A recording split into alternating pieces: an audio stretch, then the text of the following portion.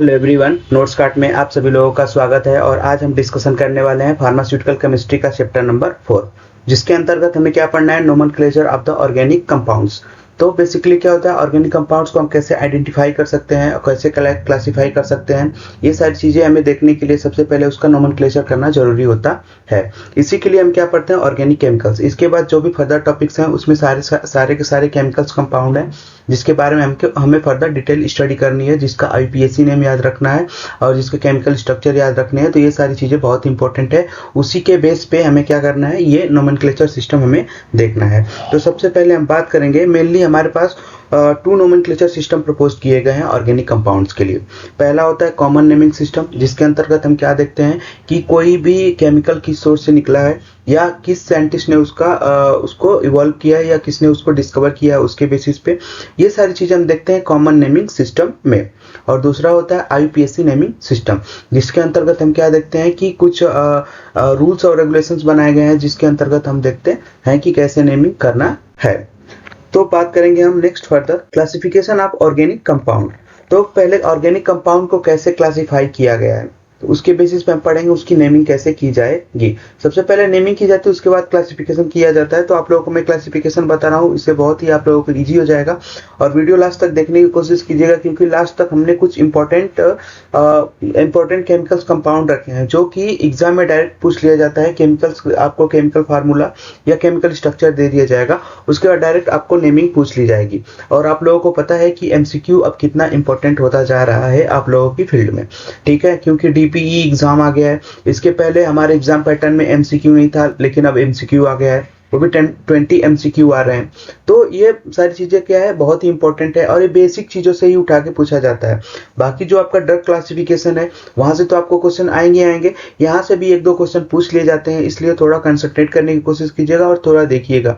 हालांकि आप लोगों ने 12th में पढ़ा है, लेकिन एक बार एक प्रकार से रिवीजन है, इसलिए आप इसको एक बार फोकस करेंगे तो आप इसको कंप्लीटली समझ सकते हैं।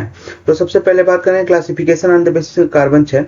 तो दो टाइप के ऑर्गेनिक कंपाउंड्स होते हैं। सबसे पहला होता है ओपन चेन कंपाउंड, उसको हम बोलते हैं एसाइक्लिक या एलिफेटिक कंपाउंड्स भी बोलते हैं। ये नाम आप याद रखिएगा, ओपन चेन या एलिफेटिक कंपाउंड या ए साइक्लिक कंपाउंड।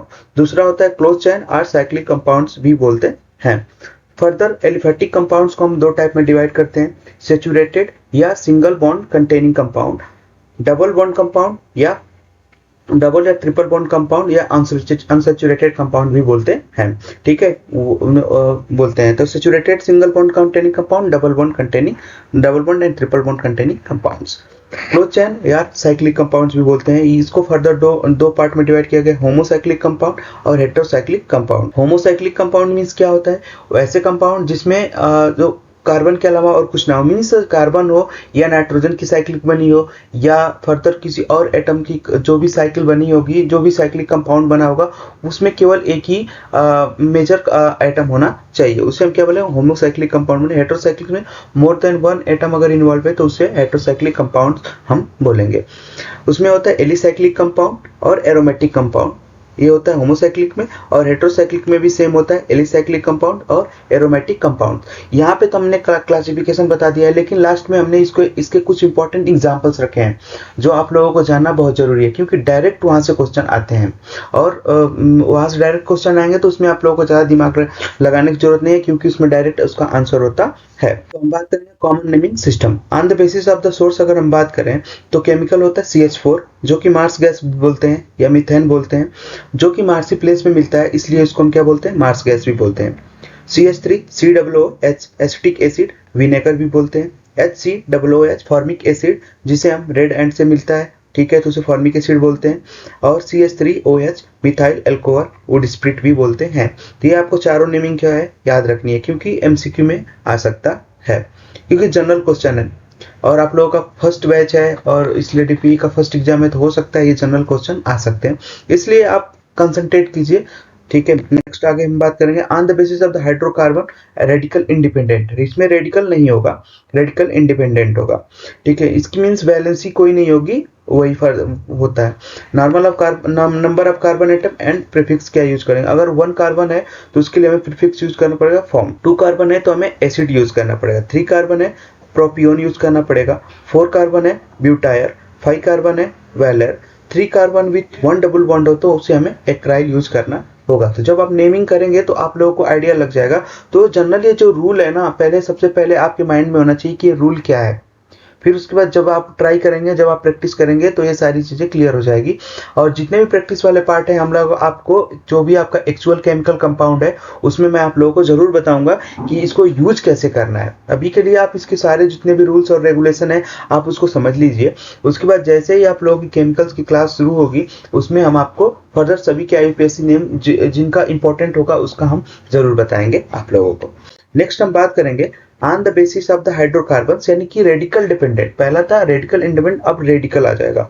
तो रेडिकल कैसे बनेगा? जब कोई भी वैलेंसी, आप जो भी वैलेंसी होगी, किसी कार्बन की वैलेंसी 4 होती है, अगर उसकी वैलेंसी 3 हो गई, मीन्स एक कम हो गई, तो उसे क्या बोलेंगे हम? उसकी वैलेंसी के हिसाब से हमें क्या बोलते हैं? रेडिकल बोलते हैं। ठीक है, तो सबसे पहले सिंगल बॉन्ड अगर है तो सिंगल बॉन्ड कोई भी कंपाउंड बना रहा है, अगर सिंगल बॉन्ड आ रहा है तो उसके लिए हमें एन सफिक्स यूज करना है। डबल बॉन्ड आ रहा है तो इन सफिक्स यूज करना है, और ट्रिपल बॉन्ड आ रहा है तो आइन सफिक्स यूज करना है। आप लोगों को तो पता ही होगा।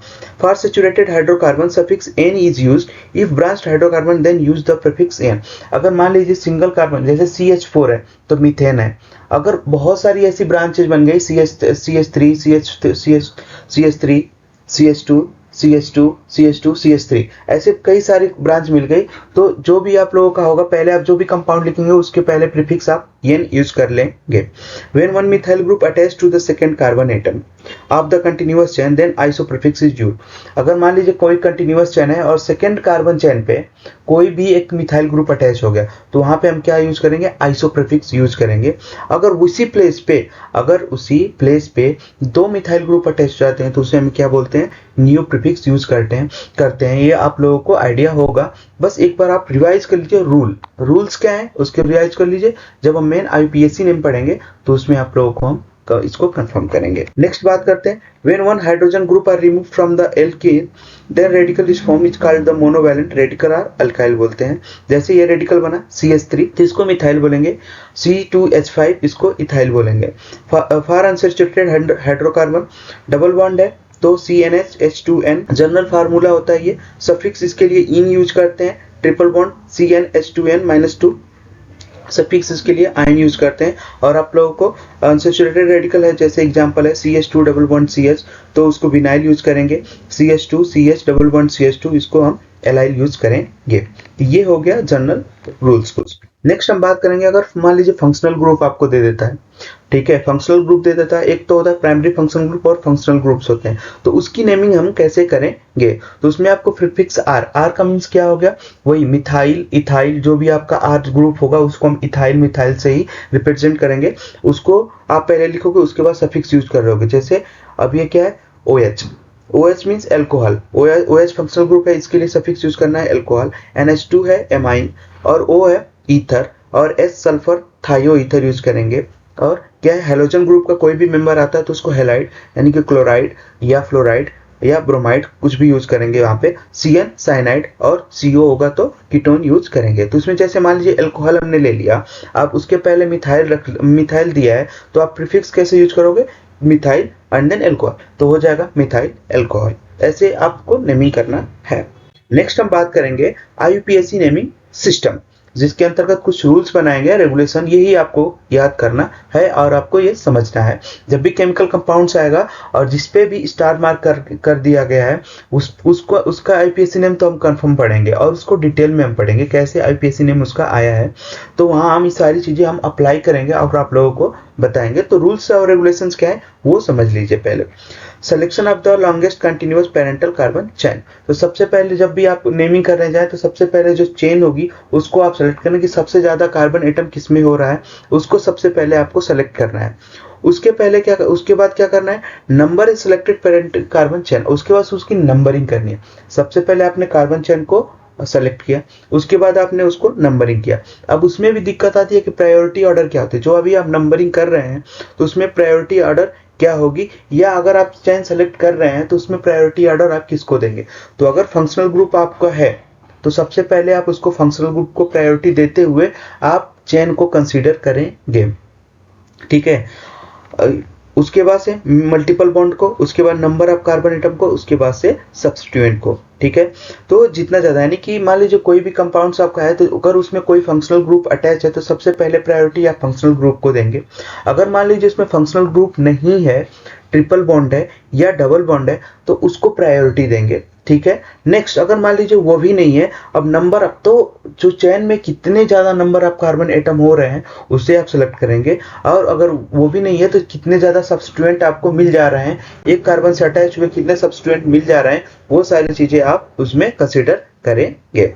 ये हो गया रूल्स। अब फंक्शनल ग्रुप कुछ देख लेते हैं जिसके लिए प्रीफिक्स और सफिक्स यूज करना है। ये आपके जनरल एमसीक्यू का क्वेश्चन हो सकता है, आ सकता है कि इसके लिए प्रीफिक्स और सफिक्स हालांकि कम पूछे जाते हैं, लेकिन फिर भी आप एक बार इसको याद रखिएगा क्योंकि इंपॉर्टेंट है, क्योंकि जब आप नेमिंग भी करेंगे तो इसलिए यही ऑर्डर आपको फॉलो करना पड़ेगा। ठीक है, ये ऑर्डर आपको फॉलो करना पड़ेगा क्योंकि ये क्या है, प्रायोरिटी ऑर्डर है। तो सबसे पहले आता है कार्बोक्सिलिक एसिड के लिए क्या होता है, प्रीफिक्स कुछ भी नहीं दिया जाता है और सफिक्स है ओइक एसिड। ठीक है, अगर कार्बन इन्वॉल्व है आपका, अगर कार्बन इन्वॉल्व है, जैसे मेन आपका पैरेंटल कार्बन चेन बन रही है, अगर आपने उसको कार्बन को इन्वॉल्व कर लिया तो प्रीफिक्स तो आप कुछ नहीं यूज करोगे, लेकिन सफिक्स ओइक एसिड यूज करोगे। और COOH अगर मान लीजिए जो सब्स्टिट्यूएंट यूज कर रहे हो तो इसके लिए हम क्या प्रीफिक्स कार्बोक्सी यूज करेंगे और इसके लिए सफिक्स कार्बोक्सिलिक एसिड यूज करेंगे। ऐसे ही सल्फ्यूरिक एसिड के लिए होता है सल्फो और sulphonic acid, prefix sulpho and suffix sulphonic acid. Ester के लिए भी होता है एस्टर, अगर आप कार्बन को इंक्लूड कर रहे हो, चेन में अगर कार्बन को इंक्लूड कर रहे हो तो प्रीफिक्स नहीं आएगा और सफिक्स हम एल्काइल OH यूज करेंगे। लेकिन अगर आप कार्बन को उसको उसमें नहीं ले रहे हो, एज ए सब्स्टिट्यूएंट या ले रहे हो, तो एल्काइल कार्बोनिल और कार्बालकोक्सी या एल्काइल कार्बोक्सिलेट सफिक्स यूज करोगे। ठीक है, नेक्स्ट बात करते हैं एसिड हैलाइड। एसिड हैलाइड में अगर आप वो कर रहे हो तो अगर कार्बन को आप इंक्लूड करते हो तो प्रीफिक्स नहीं आएगा, उसका सफिक्स होगा ऑयल हैलाइड। और COX यानी कि अगर आप कार्बन को इंक्लूड नहीं करते हो तो वहां पे हेलो फॉर्माइल आप यूज करोगे एज अ प्रीफिक्स और सफिक्स कार्बोनिल हैलाइड आप यूज करोगे। नेक्स्ट अमाइड ग्रुप होता है, अगर आप कार्बन को इंक्लूड करोगे तो प्रीफिक्स नहीं आएगा और सफिक्स अमाइड आएगा। अगर कार्बन को आप इंक्लूड नहीं करते हो तो कार्बामोइल आएगा और इसका सफिक्स जो होगा कार्बोनाइट्राइल आएगा। तो जनरल यहाँ पे क्या हुआ कि अगर आप कार्बन को पैरेंटल चेन जो हो रही है आपकी, अगर आप उसको इंक्लूड करते हो तो प्रीफिक्स कुछ नहीं आएगा, सफिक्स आएगा। अगर आप कार्बन को इंक्लूड नहीं करते हो तो वहां पे कार्बोक्सी यानी कि प्रीफिक्स आएगा और सफिक्स दोनों ही आएगा। नेक्स्ट हम बात करते हैं फंक्शनल ग्रुप में 6 जो होता है साइनाइड। अगर आप कार्बन को इंक्लूड करते हो तो वही प्रीफिक्स नहीं आएगा, लेकिन सफिक्स आपको नाइट्राइल यूज करना होगा। अगर कार्बन को आप इंक्लूड नहीं करते हो तो आपको cyano prefix as a prefix use करना पड़ेगा और कार्बोसामाइड आपको सफिक्स यूज करना पड़ेगा। सेम एज एल्डिहाइड में, तो एल्डिहाइड का थोड़ा सा जो होता है पॉइंट क्या होता है, चेंज होता है, क्योंकि अगर आप कार्बन को इंक्लूड कर रहे हो तब पर भी आपको प्रीफिक्स यूज करना पड़ेगा, कौन सा, ऑक्सो, और सफिक्स एल यूज करना पड़ता है। और अगर आप कार्बन को इंक्लूड नहीं करते हो तो फॉर्माइल प्रीफिक्स और कार्बल्डिहाइड जो होता है सफिक्स यूज करना पड़ेगा। एल्कोहल हाइड्रोक्सी प्रीफिक्स यूज करना पड़ेगा और सफिक्स जो होता है ऑयल, यानी कि अगर मेन फंक्शनल ग्रुप में आता है एल्कोहल तो हाइड्रोक्सी आपको प्रीफिक्स यूज करना पड़ेगा और सफिक्स ऑयल यूज करना पड़ेगा। थायो एल्कोहल में आपको मार्केप्टो सफिक्स प्रीफिक्स यूज करना पड़ता है और सफिक्स थायोल यूज करना पड़ता है।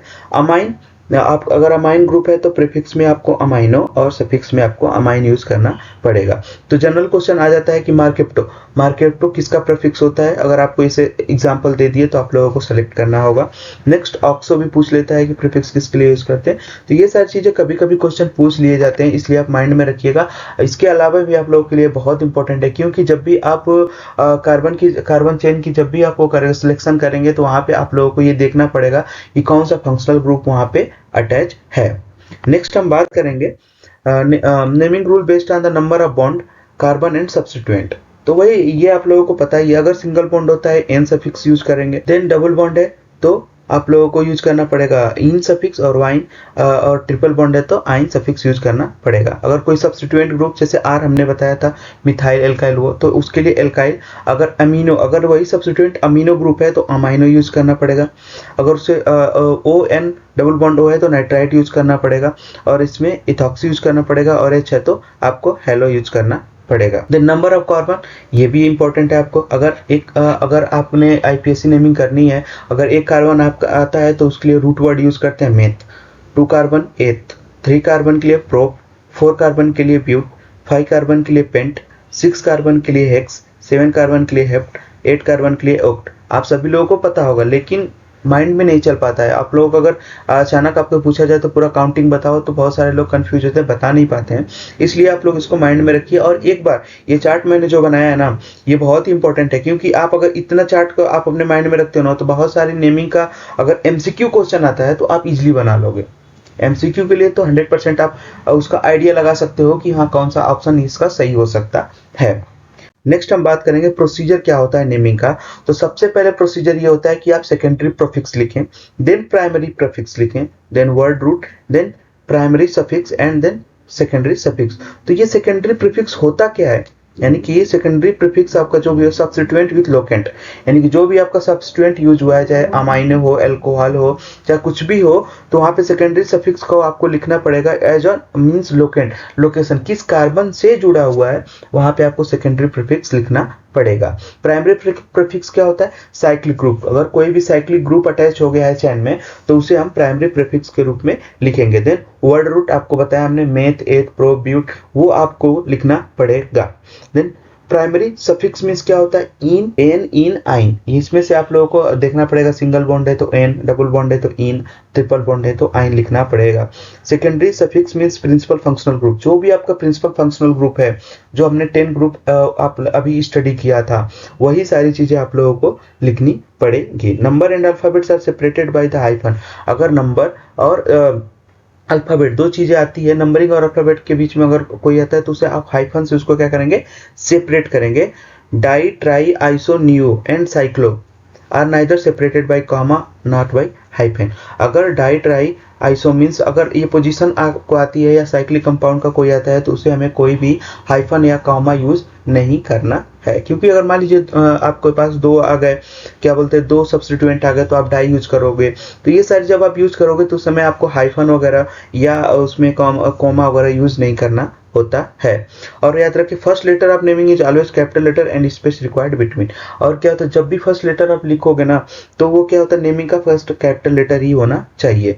If more than one substituent then use alphabetical order of the substituent. अगर मान लीजिए कई सारे आपके पास सब्स्टिट्यूएंट है, आपको मान लीजिए जैसे क्लोराइड है, फ्लोराइड है, तो सबसे पहले सी आता है तो आपको क्लोराइड लेना पड़ेगा, देन इसके बाद आपको फ्लोराइड लेना पड़ेगा। तो आपको अल्फाबेट के ऑर्डर में आपको उसका प्रोसीजर के हिसाब से आपको नेमिंग करनी पड़ेगी। तो ये जनरल रूल्स होते हैं, सारे के सारे आपको रूल्स हैं जो आप लोगों को याद रखने। बस आप याद रखिए एज अ माइंड। एक बार क्या कीजिए, आप कोशिश कीजिएगा, क्योंकि ये ज़्यादा लेंथी वीडियो नहीं है, हालांकि ये टॉपिक बहुत ही ज़्यादा इंटरेस्टिंग है, लेकिन आपके जितने भी आपके सिलेबस के अकॉर्डिंग इतना कम टाइम दे रखा है ना इसको एक्सप्लेन करने के लिए, कि हम एक्सप्लेन भी नहीं कर पाएंगे इसको अच्छी तरह से।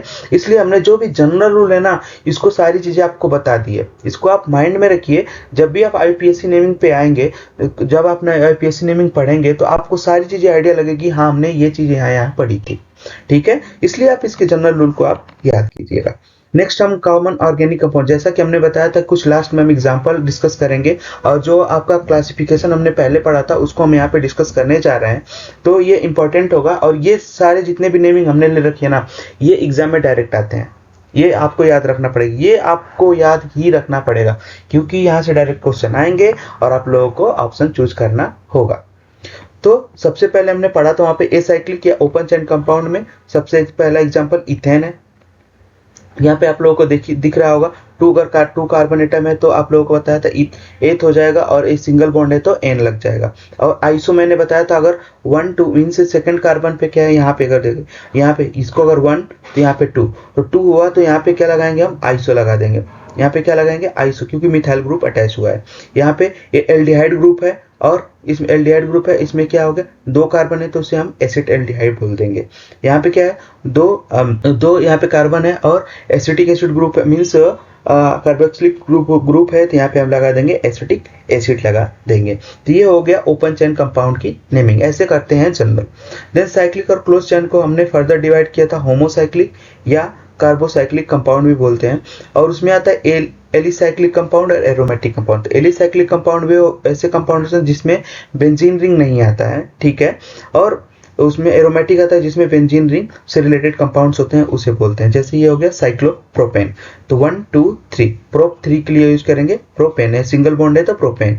यहाँ पे साइक्लोब्यूटेन, क्योंकि ये साइक्लिक पूरा बन रहा है, साइक्लिक यानी कि साइक्लोब्यूटेन। नेक्स्ट हम बात करेंगे एरोमेटिक कंपाउंड्स। एरोमेटिक कंपाउंड में क्या होगा आपका बेंजीन, आप लोगों को सबको आइडिया है। टॉल्यूइन, अगर बेंजीन के ऊपर एक मिथाइल ग्रुप अटैच है तो उसे हम क्या बोलेंगे, टॉल्यूइन बोलेंगे। अगर बेंजीन के ऊपर एक nitro NO2 group means nitro group अगर अटैच है तो उसको बोलेंगे नाइट्रोबेंजीन, और ये दो बेंजीन अटैच है तो उसको बोलते हैं नेफ्थलीन। ये बहुत ही इंपॉर्टेंट है, ये इंपॉर्टेंट है, एक बार आप इसको ड्रॉ कीजिए और इसको समझने की कोशिश कीजिए। नेक्स्ट हम बात करेंगे हेटेरोसाइक्लिक कंपाउंड में, तो उसमें क्या आता है एलिसाइक्लिक कंपाउंड और एरोमेटिक कंपाउंड। तो एलिसाइक्लिक कंपाउंड में क्या हो गया कि जिसमें बेंजीन रिलेटेड कंपाउंड्स नहीं आएंगे, ठीक है, बेंजीन रिलेटेड कंपाउंड्स नहीं आएंगे। तो इसमें है एग्जांपल है ऑक्सीरेन और इपॉक्सी इथेन, टेट्राहाइड्रोफेन फ्यूरेन। ये आपका क्वेश्चन एक बार आया हुआ है, ठीक है, एक बार एमसीक्यू में क्वेश्चन ही पूछा गया था, इसे आप हाईलाइट कर लें। और पाइरोलिडीन, ये भी आपका एक बार क्वेश्चन आ चुका है। तो एलिसाइक्लिक कंपाउंड्स के कुछ एग्जांपल हैं जो आप लोगों को याद रखने हैं। नेक्स्ट हम बात करेंगे एरोमेटिक कंपाउंड्स। इसमें मैंने कुछ ट्विस्ट लिख रखा है, आप इसको देखिए समझिएगा। क्या है इसमें कि इसका एक एग्जांपल है थियोफेन। इसका क्या है, थियोफेन। अगर 5 मेंबर रिंग है और उस पर अगर S जुड़ा हुआ था थियोफेन बोलेंगे। और ये 6 मेंबर रिंग है, 6 मेंबर रिंग है, लेकिन एक कार्बन में, बेंजीन में क्या होता है 6 कार्बन होते हैं, लेकिन एक कार्बन की अगर N आ जाता है तो उसे क्या बोलते हैं, पाइरिडीन बोलते हैं। ये ट्विस्ट ये है कि थियोफीन होता है, अगर यहाँ पे S है, अगर यहाँ पे O आ जाए, अगर यहाँ पे O आ जाए उसे हम फ्यूरेन बोलते हैं। ये बहुत ही इंपॉर्टेंट है, आप लोग कहीं ड्रॉ कर लीजिए, ये आप लोगों के लिए मैंने एक वर्क दिया है, ठीक है। जनरली आप लोग, मुझे एग्जांपल मिला था लेकिन मैंने जानबूझ के ऐसा किया है कि कहीं आप उसको एक बार स्ट्रक्चर बनाएं, ठीक है, आप स्ट्रक्चर एक बार बनाएं जिससे आपको आइडिया लगे कि हाँ एक्चुअल में है क्या, तो वो क्या होगा, फ्यूरेन होगा। अगर यहाँ पे N आ जाता है तो उसे हम क्या बोलेंगे, पाइरोल, उसे हम क्या बोलेंगे, पाइरोल बोलेंगे। ये दोनों क्वेश्चन ये दोनों जो कंपाउंड है बहुत ही कंफ्यूजिंग पॉइंट है, इसलिए मैंने यहाँ पे नहीं लिया, ठीक है। इसलिए मैं आप सोच रहा हूँ कि आप इसको एक बार ड्रॉ करो, 5 मेंबर रिंग आप ड्रॉ करो, जहाँ पे S है वहाँ पे अगर आप ऑक्सीजन लगा देते हो तो उसे हम फ्यूरेन बोलेंगे, और जहाँ पे वहाँ पे O की जगह अगर आप N लगा देते हो तो वहाँ पे क्या हो जाएगा, वो पाइरोल रिंग हो जाएगी, ठीक है। ये दोनों इंपॉर्टेंट है, ठीक है फ्रेंड्स। तो यहाँ तक हमने नॉमेनक्लेचर की जो भी रूल्स और रेगुलेशन थे, कॉमन जनरल पॉइंट्स थे, ये सारे चीज़ हम देख लिए हैं। आप लोग इसको एक माइंड में याद रखिएगा, क्योंकि ये टॉपिक जो है ना बहुत ही इंटरेस्टिंग है फ्रेंड्स, लेकिन क्या करें आपकी टाइमिंग कम है और इसलिए ज़्यादा उसको एक्सप्लेन भी नहीं कर सकते। जब भी IPSC पढ़ेंगे तो उसमें इंटरेस्ट आएगा, क्योंकि अगर आप इसको पढ़े रहोगे ना तो आप वहाँ पे समझोगे कि हाँ कैसे कैसे क्या क्या हुआ है, कैसे कैसे नेमिंग आई है। और जाहिर सी बात है जब केमिस्ट्री पॉइंट आता है तो आप सबके माइंड में डाउट यही आता है, एक्सेप्शन। केमिस्ट्री जब भी आता है तो एक्सेप्शन तो रहेंगे ही रहेंगे, लेकिन फिर हम IPSC में देखेंगे कैसे IPSC नेमिंग बनानी है हमें। तो आज के लिए इतना ही friends, thank you for watching friends. Next video हम आपके केमिकल्स जो भी कंपाउंड्स हैं उस पर हम रेडी करेंगे। Thank you to all of you friends.